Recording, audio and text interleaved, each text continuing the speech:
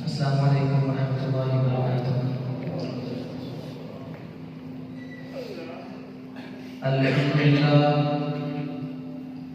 الحمد للہ نحمده ونستعینه ونستغفره ونؤمن به ونتوکل علیہ ونعوذ باللہ من شرور انفسنا ومن سیئات اعمالنا، من يهده الله فلا مضل له ومن يضلل فلا هادي له، وأشهد أن لا إله إلا الله وحده لا شريك له، وأشهد أن محمدا عبده ورسوله. اللهم صل على محمد وعلى آل محمد كما صليت على إبراهيم وعلى آل إبراهيم إنك حميد مجيد. اللهم بارك على محمد وعلى آل محمد كما باركت على إبراهيم وعلى آل إبراهيم إنك حميد مجيد. من يطع الله ورسوله فقد رشد واهتدى، ومن يعص الله ورسوله فقد ضل وغوى. سبحانك لا علم لنا إلا ما علمتنا إنك أنت العليم الحكيم. رب اشرح لي صدري ويسر لي أمري واحلل عقدة من لساني يفقهوا قولي. رب زدني علما. أما بعد فإن خير الحديث كتاب الله وخير الهدي هدي محمد صلى الله عليه وسلم، وشر الأمور محدثاتها وكل محدثة بدعة وكل بدعة ضلالة وكل ضلالة في النار. أعوذ بالله السميع العليم من الشيطان الرجيم من همزه ونفخه ونفثه. بسم الله الرحمن الرحيم. فليحذر الذين يخالفون عن أمره أن تصيبهم فتنة أو يصيبهم عذاب أليم. صدق الله العظيم وصدق رسوله النبي الكريم، ونحن على ذلك من الشاهدين والشاكرين والحمد لله رب العالمين.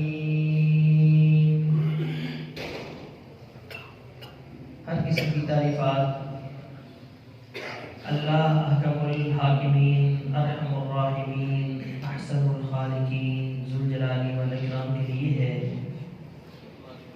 جو ہم سب کا خالق، مالک، رازق، مشکل کشا، حاجت روا، بگڑیاں بنانے والا، بخش، رزقپال داتا ہے. اور لا تعداد درود و سلام ہو امام الانبیاء والمرسلین، شفیع الموحدین، سید الاولین والآخرین کی ذات مقدسہ مطہرہ معظمہ پر، جن کا نام نامی اسم گرامی محمد صلی اللہ علیہ وسلم ہے. اللہ رب العزت نے جنہیں ہمارے لیے رحمت بنا کر بھیجا اور زندگی کے ہر ایک پہلو سے متعلق جنہوں نے ہماری رہنمائی کی، حالات کیسے بھی ہوں، ہر ایک مشکل گھڑی کا اس کے اندر آسانی کس سے ہو سکتی ہے، اس کا حل کیا ہو سکتا ہے، یہ ہمارے اس پیغمبر رحمت للعالمین صلی اللہ علیہ وسلم نے ہمیں بتایا ہے۔ ایک بار پھر ہمیں کرونا کی وبا سے سامنا کرنا پڑ رہا ہے۔ اسکول بھی بند ہو چکے ہیں، دینی مدارس بھی بند ہونے جا رہے ہیں، اور دیگر جو معمولاتی زندگی ہیں، کاروباری سرگرمیاں ہیں، ان کے بھی بند ہونے کا خدشہ ہے۔ جبکہ ہم سب لوگ سمجھتے ہیں کہ جو دینی مدارس، یہ مساجد، یہ وہ جگہ ہیں جہاں پر ملک کی سلامتی کے لیے دعائیں کی جاتی ہیں، آفات، مصیبتوں، بیماریوں سے بچنے کے لیے طلباء ان چٹائیوں پر بیٹھ کے دعائیں کرتے ہیں۔ یہ وہ جگہ ہیں جن جگہوں کی بدولت اللہ رب العزت اپنی رحمتیں نازل فرماتا ہے۔ مصیبتیں، وبائیں، پریشانیاں اگر ٹلتی ہیں تو ایسے ماحول، ایسی فضا بنانے سے ٹلتی ہیں، اور جب بھی کوئی مصیبت، کوئی پریشانی، کوئی بیماری، کوئی وبا جب پھیلنے لگتی ہے تو اس میں ہمیں یہ بات مد نظر رکھنی چاہیے اور سوچنا چاہیے کہ یہ حالات کیوں بن رہے ہیں۔ ہر چیز کے کچھ نہ کچھ اسباب ہوتے ہیں۔ اس فضا کی تبدیلی کے ایک وبا پہلے آئی، اللہ رب العزت نے ہمیں جھنجھوڑا، کیا ہم راہ راست پر آ گئے؟ کیا ہم نے اپنے اندر کوئی تبدیلی پیدا کی؟ کرپشن ہم نے چھوڑ دی، اپنے اعمال، اپنی بدعقیدگیاں ہم نے درست کر لی؟ کیا ہم 5 وقت کے نمازی بن گئے؟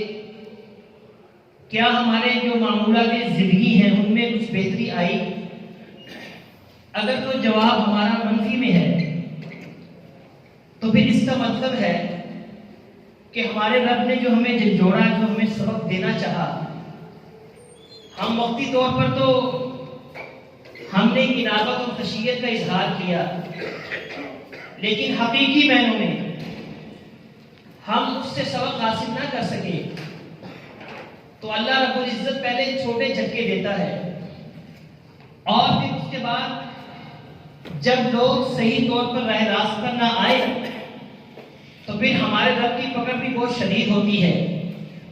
وہ ایک بڑا جھٹکا دیتا ہے، جہاں پر چھوٹے جھٹکے سے بہت سی قیمتی جانیں ضائع ہو گئی، بہت سے قیمتی لوگ ہم سے رخصت ہو گئے، دنیا بھر سے لاکھوں لوگ انتقال کر گئے، لیکن ہم نے سبق پھر بھی نہ سیکھا، ہماری روٹین پھر بھی نہ بدلی، ہم نے ان تمام آفات کے سبب کو جاننے کی ہم نے کوشش نہیں کی۔ اسباب کی طرف بھی ہمارے اس پیغمبر نے رہنمائی کی ہے۔ نبی اکرم صلی اللہ علیہ وسلم کی حدیث ہے کہ لم تظہر الفاحشۃ فی قوم قط حتی یعلنوا بها الا فشا فیہم الطاعون والاوجاع التي لم تكن مضت في اسلافهم الذين مضوا۔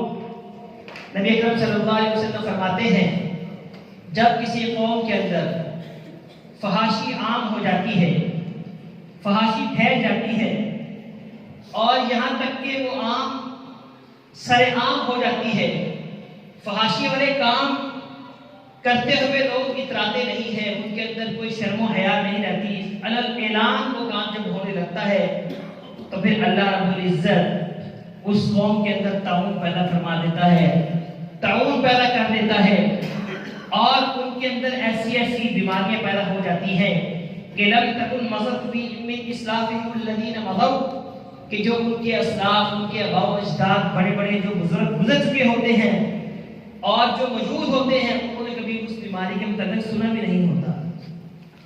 آج ہمارے وجودوں کے اندر ایسی ایسی بیماریاں پیدا ہو چکی ہیں، ایسے ایسے دردوں سے ہمیں پالا پڑا ہے کہ جو ہمارے بڑوں کے وہم و گمان میں بھی نہیں تھا کہ ایسی بھی بیماری آ سکتی ہے۔ اصل جو بات یہ ہے کہ جو امراض کی جو ابتدا ہوتی ہے یہ اللہ رب العزت کی طرف سے نہیں ہوتی۔ اللہ رب العزت ارشاد فرماتا ہے وَلَا يَظْلِمُ رَبُّكَ أَحَدًا، کہ تیرا رب کبھی کسی پر ظلم نہیں کرتا۔ اللہ رب العزت فرماتے ہیں کہ میں کسی پر ظلم نہیں کرتا۔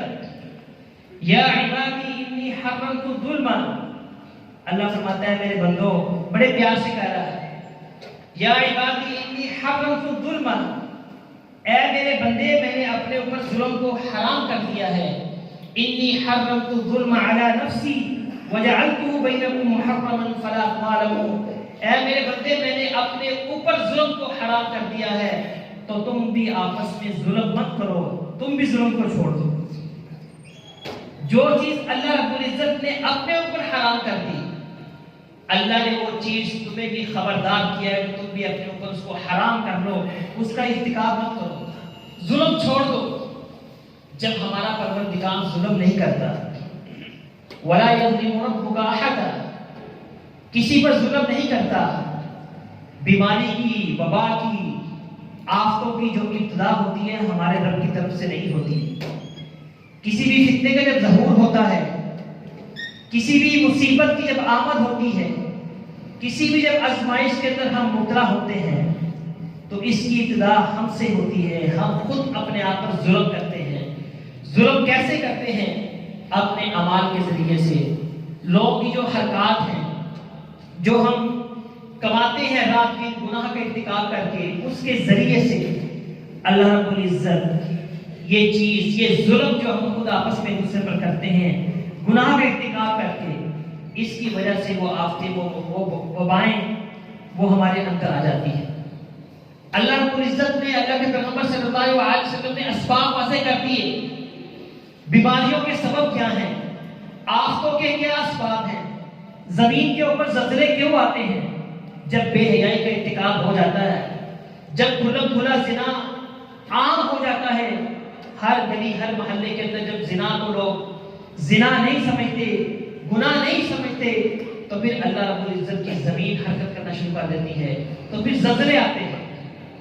اللہ نے سبب بھی بتا دیے، لیکن ہم نے سبب کے اوپر غور نہیں کیا، ہم نے وہ کام چھوڑنے کے لیے ہم تیار نہیں ہوئے۔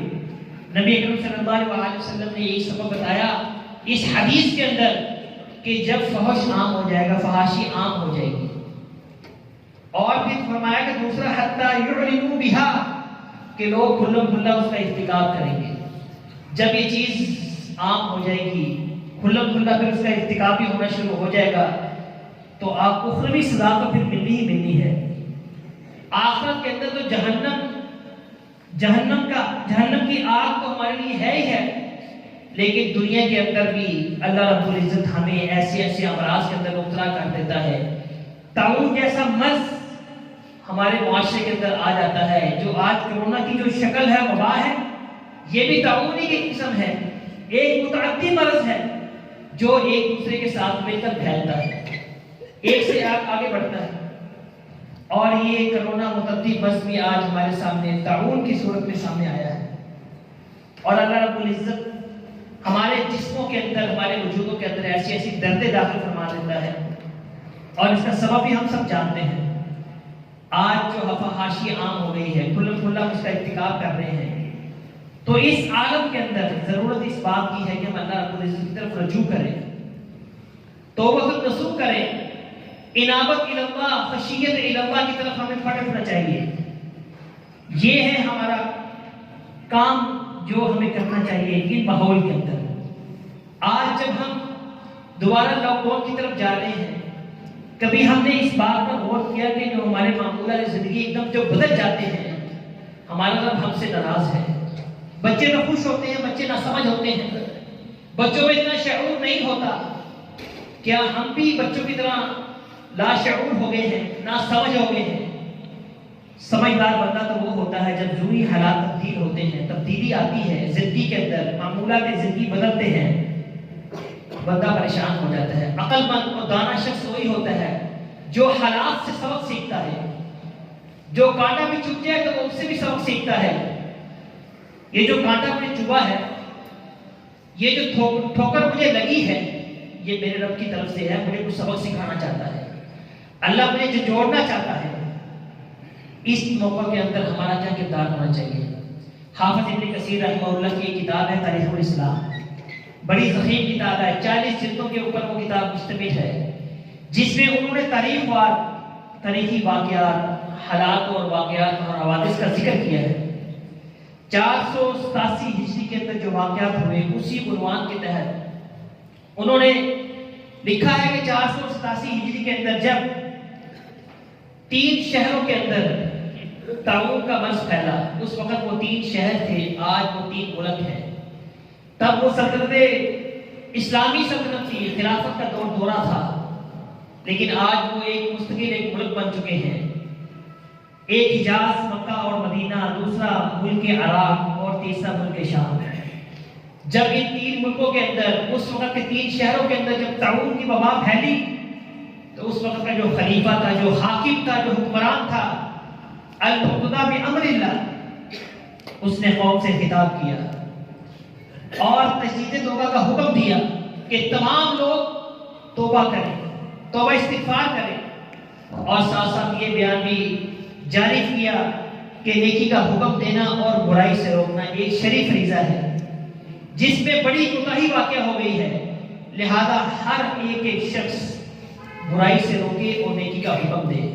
امر بالمعروف و نہی عن المنکر ایک ایسا فریضہ ہے، جب مسلمان اس کے اندر بھی غفلت کے مرتکب ہوتے ہیں تو یہ بھی ایک ایسا سبب ہے جس کی وجہ سے طاعون آتا ہے، اللہ کی وبا آتی ہے، بیماری آتی ہے، مشکلات آتی ہیں، آفتیں آتی ہیں۔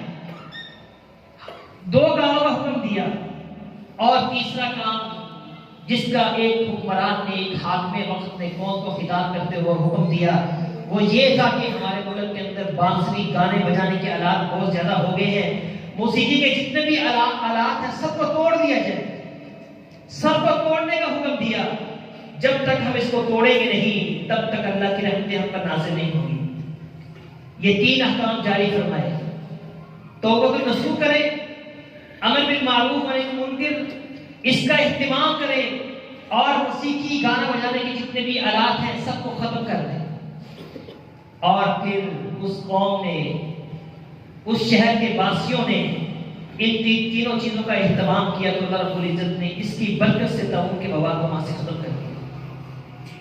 آج ہمارے حکمران کی بھی یہ ذمہ داری ہے کہ جب کوئی مصیبت آتی ہے تو ایسے وقت کے اندر اس کو قوم سے خطاب کرنا چاہیے، لیکن افسوس اس بات کا ہے، اور یہ افسوسناک حقیقت ہے کہ ہمارے حکمرانوں کے اندر ایسا شعور ہی نہیں ہے کہ وہ قوم کے سامنے آ کر اس موضوع کے اوپر بات کر سکے۔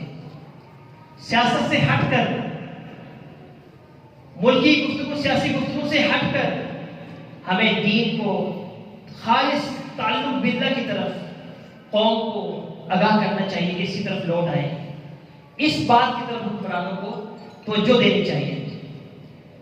آج بدقسمتی یہ ہے کہ ہمارا حکمران قوم کے سامنے خطاب کرتے ہوئے ایسی بات نہیں کر سکتے، کیونکہ ان کا بھی جو تعلق اللہ رب العزت کے ساتھ ہے، دین اسلام کے ساتھ ہے، وہ ہم سب کو اس بات کا علم ہے۔ یہ حاکم وقت کی ذمہ داری ہوتی ہے، اور جو نظریہ، جو سوچ ایک حاکم کی ہوتی ہے وہی سوچ ایک قوم کی بن جاتی ہے۔ جب المقتدی بامر اللہ نے قوم کے سامنے یہ بیان کیا تو لوگوں کو بات سمجھ آ گئی۔ ایک حاکم وقت کی، ایک حکمران کی آواز کے اندر بڑی طاقت ہوتی ہے، بڑی قوت ہوتی ہے۔ جب وہ میڈیا میں آ کر قوم کے سامنے جب وہ خطاب کرتا ہے، اس کے اندر ایک بڑی قوت ہوتی ہے جو لوگوں کے دلوں میں اثر کرتی ہے، لوگوں کو وہ اس عمل کرنے پر ابھارتی ہے۔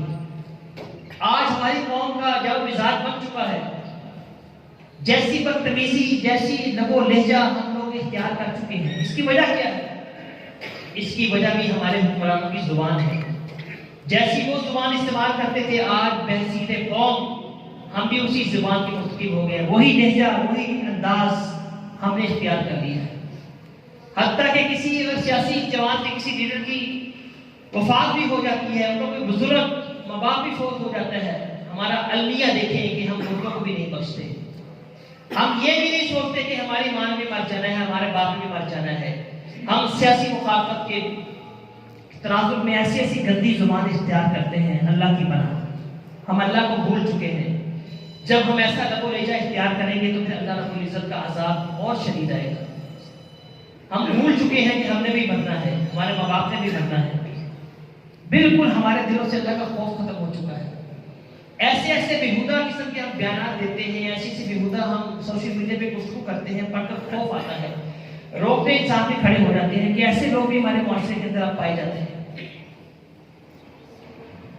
ان ماحول کے اندر، ان حالات کے اندر جو اصل کرنے والا کام ہے وہ یہ ہے کہ اللہ کی طرف رجوع کیا جائے، توبہ استغفار کی جائے، امر بالمعروف و نہی عن المنکر کا اہتمام کیا جائے، اور موسیقی والے جتنے بھی آلات ہیں ان کا خاتمہ کیا جائے.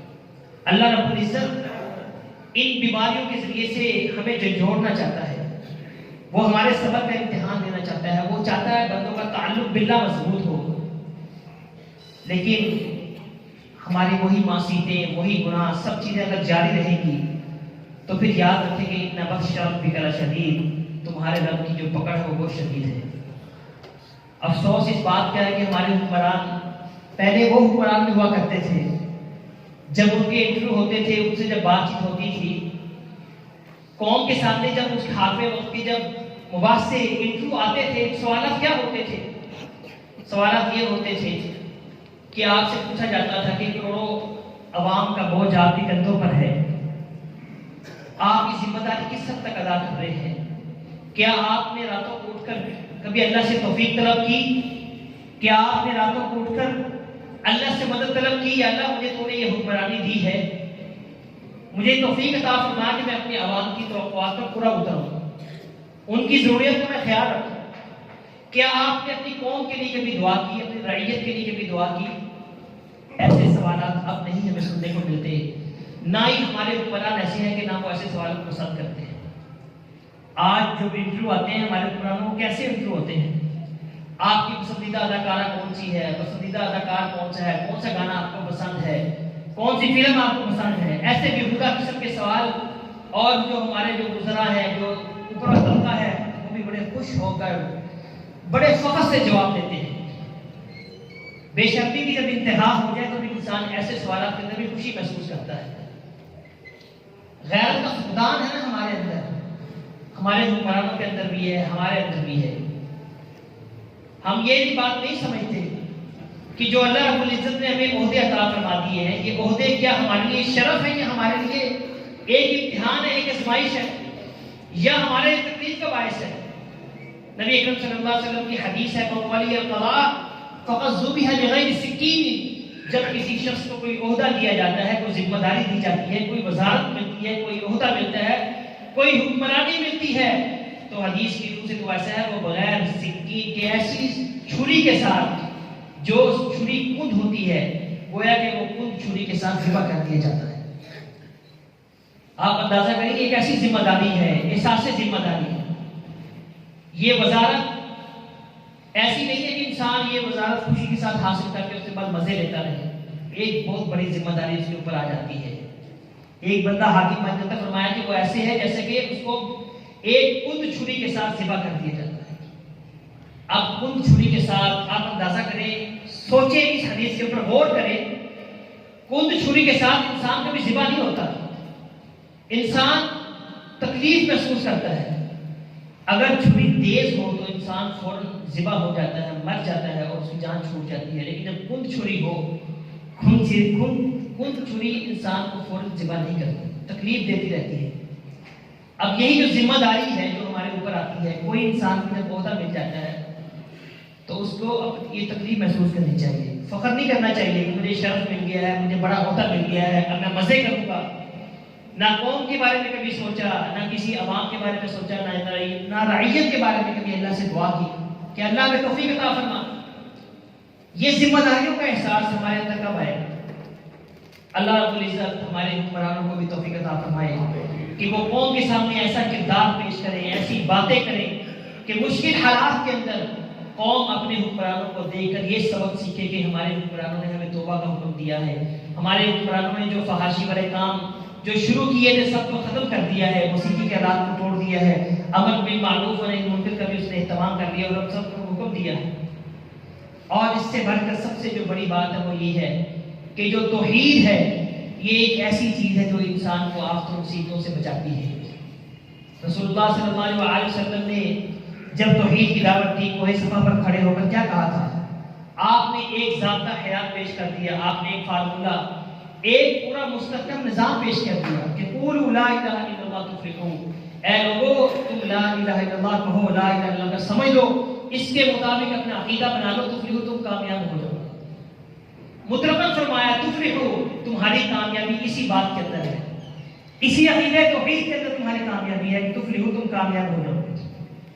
یہ فلاح مطلق ہے، دنیا کی فلاح بھی اسی کے اندر ہے، اقتصادی فلاح بھی ہماری اسی کے اندر ہے، سیاسی فلاح بھی اسی کے اندر ہے، اخلاقی فلاح، اجتماعی فلاح اور انفرادی فلاح بھی اسی کے اندر ہے، اسی جملے کے اندر ہے، اسی فارمولے کے اندر ہے۔ مرنے کے بعد تم قبر میں چلے جاؤ گے، تمہاری فلاح پھر بھی اسی کے اندر ہے۔ قبر کے بعد جب تم میدان حشر کے اندر اٹھو گے تو پھر بھی تمہیں فلاح حاصل ہوگی، تو اسی فارمولے کے تحت تم سے ہوگی کہ لا الہ الا اللہ، اسی عقیدہ توحید کی بنا پر تمہیں فلاح حاصل ہوگی۔ اور پھر جب میدان محشر میں تم اللہ کے سامنے کھڑے ہوگے، جہاں تمہارا کوئی سفارشی بھی نہیں ہوگا، نہ کوئی پیر ہوگا بچانے والا، اللہ کے روبرو تم کھڑے ہوگے تو ذرا تصور کریں اللہ کے سامنے آپ کھڑے ہیں، اس وقت بھی اگر آپ کو فلاح حاصل ہوگی تو اسی جملے کی وجہ سے فلاح حاصل ہوگی، اسی عقیدہ توحید کی بنا پر تمہیں فلاح حاصل ہو جائے گی۔ قولوا لا الہ الا اللہ تفلحوا، پل صراط سے گزرتے ہوئے تمہیں فلاح حاصل ہوگی تو اسی فارمولے کے تحت حاصل ہوگی، اسی عقیدہ توحید کی بنا پر حاصل ہوگی۔ یہ ایک فارمولہ اللہ رب العزت نے، اللہ کے پیغمبر صلی اللہ علیہ وسلم نے ہمیں سمجھا دیا کہ قولوا، اے لوگو تم لا الہ الا اللہ، اس کے مطابق اپنے اعمال بنا لیں، اس کے مطابق تم اپنا عقیدہ بنا لو، توحید کو اختیار کر لو، تفلحوا، مطلقاً فرما دیا کہ تم کامیاب ہو جاؤ، زندگی کے ہر پہلو کے اندر تم کامیاب و سرخرو ہو جاؤ۔ آج کیا ہم نے اس لا الہ الا اللہ کے تقاضے پورے کر دیے ہیں؟ آج کیا ہم، آج تو یہ ہمارا المیہ ہے کہ ہم کلمہ لا الہ الا اللہ، کلمہ توحید کو جب ہم بیان کرتے ہیں تو لوگ ہمارا مذاق اڑاتے ہیں۔ اس حد تک ہم چلے گئے ہیں کہ توحید کے بارے میں کوئی بات کرتا ہے تو اس کا مذاق اڑاتے ہیں کہ یہ لوگ کہتے ہیں کہ صرف ایک اللہ کو پکارو، باقی سب کو چھوڑ دو۔ اتنی جرأت ہو گئی ہے، شرک کے اوپر ہم اتنے ڈٹ گئے ہیں کہ ہمیں آج توحید کی دعوت، توحید کی بات سننا بھی گوارا نہیں ہے۔ جب یہ عالم ہوتا ہے، جب شرک عام ہو جاتا ہے، توحید کی دعوت کے ساتھ ہم ایسا مذاق اڑاتے ہیں، توحید کہنے والے کو ہم سمجھتے ہیں کہ یہ لوگ پاگل لوگ ہیں، کہ اس زمانے کے اندر بھی کہتے ہیں صرف توحید، ایک اللہ کو پکارو۔ کئی کلپ آپ نے سنے ہوں گے ایسے، تو یہ باتیں، یہ جملے، یہ ایسے انداز سے بات کرنا، یہ اللہ رب العزت کے عذاب کو دعوت دینے کے مترادف ہے۔ اللہ رب العزت ہمیں سمجھ عطا فرمائے۔ توحید کے نقطے اللہ رب العزت نے ہمیں سمجھائے ہیں کہ ایک اللہ رب العزت کو پکارنا، تضرع کے ساتھ اختیار کرنا اور دعا کرنا۔ الدعاء مخ العبادت، دعا ہی عبادت ہے۔ امام الانبیاء، دونوں جہانوں کے سردار، جب نبی اکرم صلی اللہ علیہ وسلم اللہ سے پناہ مانگا کرتے تھے، دعائیں کیا کرتے تھے، صبح شام تمام آفات سے، بیماریوں سے بچنے کی دعائیں کیا کرتے تھے۔ تو ہم کیوں نہیں کرتے؟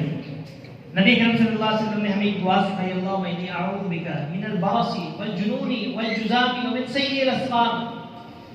اب آپ اندازہ کریں کہ پیغمبر اسلام، سب سے کائنات کی سب سے عظیم ترین ہستی، اللہ کے محبوب پیغمبر صلی اللہ علیہ وسلم، جب اللہ سے صبح و شام یہ دعا کرتے ہیں، اللہم انی اعوذ بک من البرص، اے اللہ میں تجھ سے پناہ مانگتا ہوں۔ کس بات کی پناہ مانگ رہے ہیں؟ مرض جنون سے، جس میں انسان کی عقل کم ہو جاتی ہے، انسان کی عقل ختم ہو جاتی ہے، انسان عقل سے بیگانہ ہو جاتا ہے۔ اللہم انی اعوذ بک من الجنون والبرص، اور ایسے مرض سے جو انسان کے جسم کے اوپر سفید نشان پڑ جاتے ہیں، اس سے پناہ مانگی جا رہی ہے۔ والجذام، اور جذام جو جسم میں پھوڑے نکل آتے ہیں، انسان کا جسم پھول جاتا ہے۔ ہمارے پیغمبر علیہ الصلوۃ والسلام نے یہ دعا مانگی اور ہمیں بھی مانگنے کا حکم دیا۔ ومن سیء الاسقام، اور جسم کے اندر جتنی بھی بیماریاں ہیں، ہر قسم کے دردوں سے پناہ مانگتے۔ جب ہمارے پیغمبر یہ دعا صبح و شام مانگتے ہیں تو ہمیں بھی مانگنی چاہیے۔ اور ایک اور جامع دعا جو ہمارے پیغمبر اتنی کثرت سے مانگا کرتے تھے. ایک صحابی نے پوچھا اللہ کے نبی کی کون سی دعا ہے جو آپ صلی اللہ علیہ وسلم سب سے زیادہ مانگا کرتے تھے؟ سیدہ عائشہ سے پوچھا گیا کہ اللہ کے نبی سب سے زیادہ دعا کون سی مانگتے ہیں؟ تو سیدہ عائشہ نے فرمایا کہ اللہم انی اعوذ بک من الہم والحزن والعجز والکسل والجبن والبخل. یہ ایسی جامع دعا ہے جو نبی اکرم صلی اللہ علیہ وسلم سب سے زیادہ مانگا کرتے ہیں. آپ یہ دعا یاد کریں, صبح شام مانگے اللہم انی اعوذ بک من الہم والحزن والعجز والکسل. اتنی جامع دعا ہے, آپ پڑھیں اور پھر جب دعا پڑھنے کے بعد انسان کو اللہ کی ذات پر توکل بھروسہ کرے, پھر انسان کے دل کے اندر خوف پیدا نہیں ہونا چاہیے. جیسے حدیث میں آتا ہے جو شخص صبح کے وقت بسم اللہ الذی لا یضر مع اسمہ شیء فی الارض ولا فی السماء وهو السمیع العلیم 3 بار پڑھ لے, اور اللہم عافنی فی بدنی, اللہم عافنی فی سمعی, اللہم عافنی فی بصری, یہ 3 بار پڑھ لے تو شام تک اسے کوئی چیز نقصان نہیں دے سکتی. اعتقاد, یہ توقع, یہ یقین ہمارا رب ہمارے اندر پیدا کرنا چاہتا ہے. آج یہ دعائیں پڑھنے کے بعد بھی ہمارے دل کے اندر سے خوف ختم نہ ہو, ہم بیماری سے ڈریں, کسی موذی چیز سے ڈریں, تو پھر ضرورت اس بات کی ہے کہ ہمیں اپنے اعمال کی طرف, اپنے ایمان کی ہمیں تجدید کرنی چاہیے, اللہ کی طرف ہمیں رجوع کرنا چاہیے, توبہ کرنا چاہیے. یا اللہ میرے اندر ویسا ایمان پیدا نہیں ہوا جیسا ایمان ہمارے نبی کا تھا, جیسا ایمان صحابہ کرام کا تھا. جب ایک صحابی ابان بن عثمان رضی اللہ تعالیٰ عنہ کو فارغ ہو گیا, اب یہ وہ صحابی ہیں جو اس حدیث کے راوی ہیں. کون سی حدیث؟ جو حدیث میں نے بھی آپ کے سامنے بیان کی کہ جو شخص صبح کے وقت یہ دعا پڑھ لے تو شام تک اسے کوئی چیز تکلیف نہیں دے سکتی. اللہم عافنی فی بدنی, یہ بڑی دعا کے جو راوی ہے. اب جس دن کو فارغ ہوا, صحابہ نے کہا کہ آپ تو اس حدیث کے راوی ہیں, آپ نے فرمایا کہ رسول اللہ نے فرمایا کہ جو شخص یہ دعا پڑھ لے شام تک اسے کوئی تکلیف نہیں ہو سکتی. تو ابان بن عثمان رضی اللہ تعالیٰ نے کہا کہ آج صبح مجھے یہ دعا پڑھنا بھول گیا, میں نے آج یہ دعا نہیں پڑھی تھی, تو آج میں مفروض ہو گیا, مجھ پر فارغ کا حملہ ہو گیا. اس یقین کے ساتھ یہ دعائیں پڑھیں, اپنے بچوں کو دعائیں سکھائیں. یہ جو حالات بنتے ہیں, بیماری کی جو آفت آتی ہے, تو اس میں اپنے بچوں کو عادی بنائیں اس چیز کا, خود بھی دعاؤں کا اہتمام کریں, اپنے بچوں کو بھی دعائیں سکھائیں تاکہ ہماری روٹین بنے. اللہ چاہتا ہے کہ میرے بندوں کی زبانوں سے ہر وقت یہ دعائیں جاری رہنی چاہیے, جو دعائیں اللہ رب العزت نے اپنے پیغمبر کی زبان پر جاری کی تھی. آپ دعا پڑھتے ہیں, صرف آپ ایک دعا نہیں پڑھ رہے ہوتے, آپ وہ کلمے ادا کر رہے ہیں جو اللہ کے پیغمبر نے اپنی زبان مبارک سے ادا کیے تھے. کتنے عظیم و کلمات ہیں. اللہ بھی چاہتا ہے کہ جو کلمے میرے محبوب کی زبان سے جاری ہوں, وہی کلمے میرے بندے کی زبان سے بھی جاری ہونے چاہیے. جب ایک بچے کی زبان سے, معصوم بچے کی زبان سے کلمے جاری ہوتے ہیں, تو آپ کیا سمجھتے ہیں کہ اللہ رب العزت اتنا رحیم و شفیق ہے, اتنی محبت کرنے والا ہے, کیا اللہ رب العزت کو ایسے اس کی دعا کو رائے گاہ جان دے گا؟ کیا اللہ رب العزت اس شخص پر رحم نہیں کرے گا جو اتنا شفیق ہے, جو 70 ماؤں سے بڑھ کر شفیق اور مہربان ہے, محبت کرنے والا ہے؟ تو اللہ رب العزت ہمیں ان مشکل جو حالات کے جو اسباب ہیں, جو سبب ہیں, ان پر غور کرنے کی توفیق عطا فرمائے. اور اللہ رب العزت ان کے ذریعے سے جو ہمیں سبق سکھانا چاہتا ہے, جو ہمیں سبق دینا چاہتا ہے, ہمیں وہ سبق سیکھنے کی توفیق عطا فرمائے. اقول قولی ھذا استغفر اللہ لي ولکم واخر دعوانا الحمد للہ رب العالمین.